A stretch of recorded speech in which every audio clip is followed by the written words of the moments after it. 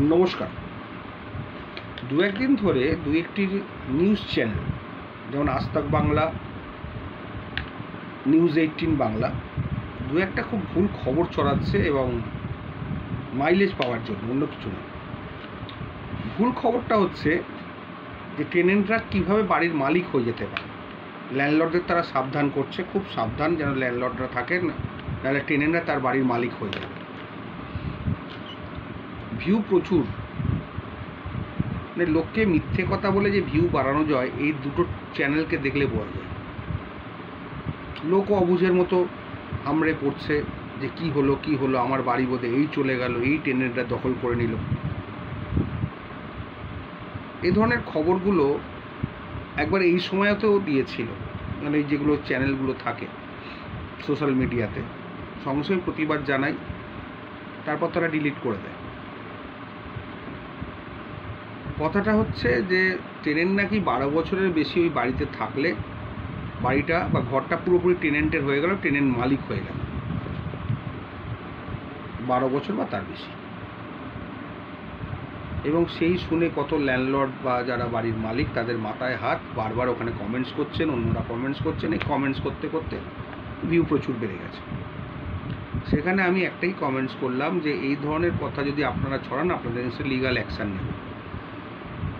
তারপর দেখলাম ভিডিওটা খুঁজে পাওয়া গেল না। কিছু কিছু মানুষকে জানেন প্রতিবাদ করতে হয়। সবাই যদি ভাবে প্রতিবাদ করবো না, যা হচ্ছে হোক, তাহলে এই অন্যায়, এই ভুল ধারণা, এই ভুলভাবে টেলিকাস্ট করা চলতেই থাকবে। ওনাদের ভিউ বাড়ানোর জন্য ওনারা যা খুশি একটা টপিক, এমন একটা টপিক আলোচনা করলেন সেটা খুব কারেন্ট টপিক এবং জ্বলন্ত টপিক।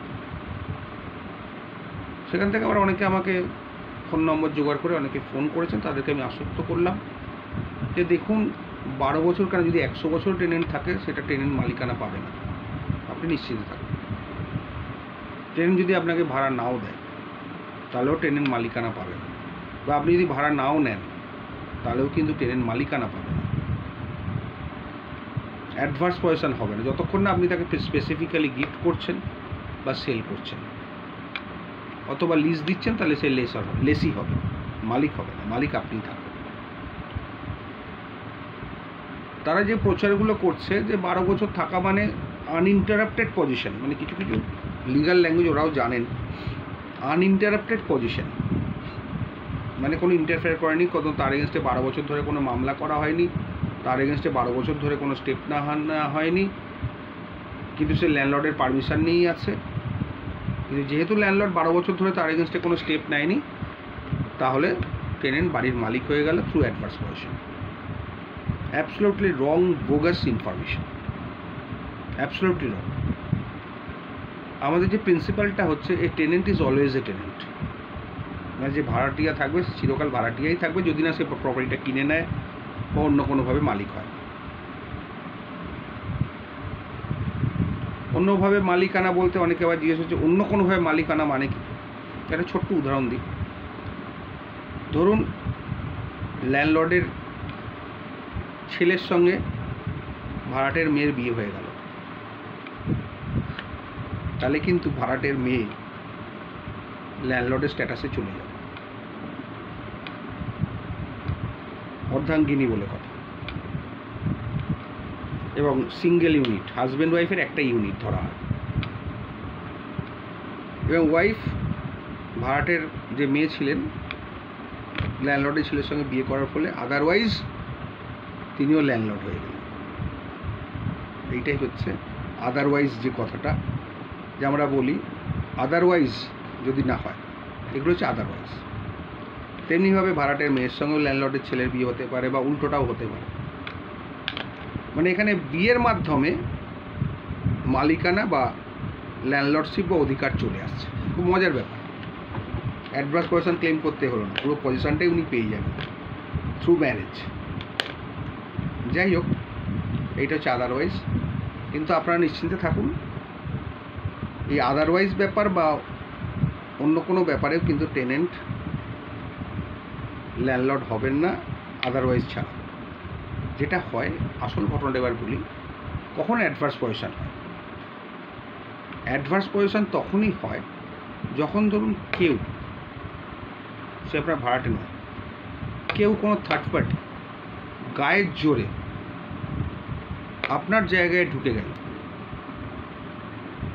এবং আপনার পারমিশন ছাড়া, বারবার বলে দিচ্ছি, আপনাদের পারমিশন ছাড়া অন্য কোনো থার্ড পার্টি গায়ের জোরে আপনার জায়গায় ঢুকে গেল, আপনি 12 বছর হাত জোর করে বসে রইলেন, কোনো কিছু করলেন না, ইভেন একটা এভিকশান নোটিশও দেননি, বা থানায় কোনো কমপ্লেনও করেননি, বা 144 করেননি, বা সিভিল এভিকশান করেননি, এভিকশান শ্যুট করেননি, মানে কোনো রকম কোনো স্টেপ নেন, সে গায়ের জোরে ঢুকে নিজেদের মতো ঘরদোর বানিয়ে নিল বা ঘর ভেঙে দিল, নিজের মতো সব তৈরি করলে আপনি নিশ্চুপ রইলেন, কোনো সব কিছু জানা সত্ত্বেও আপনি কোনো রকম কোনো স্টেপ নিলেন না 12 বছর।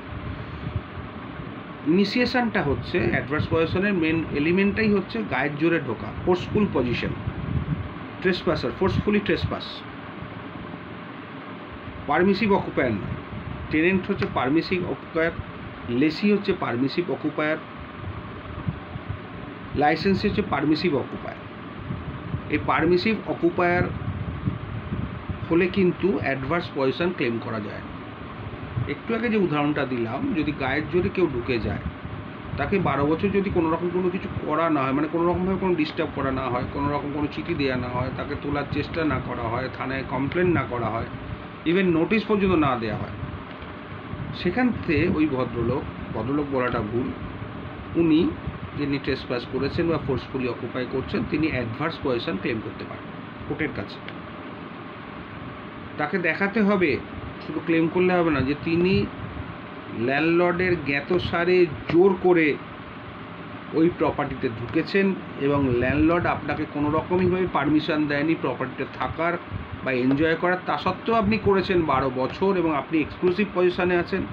আপনার নামে ওখানে কাগজপত্র তৈরি হয়েছে, ট্যাক্সের বিল থেকে শুরু করে ইলেকট্রিক বিল, আধার কার্ড, রেশন কার্ড, যা যা মানে এক্সক্লুসিভ পজিশনে যা যা ডকুমেন্ট হয়, ইলেকট্রিসিটি বিল, সব আপনার নামে আছে।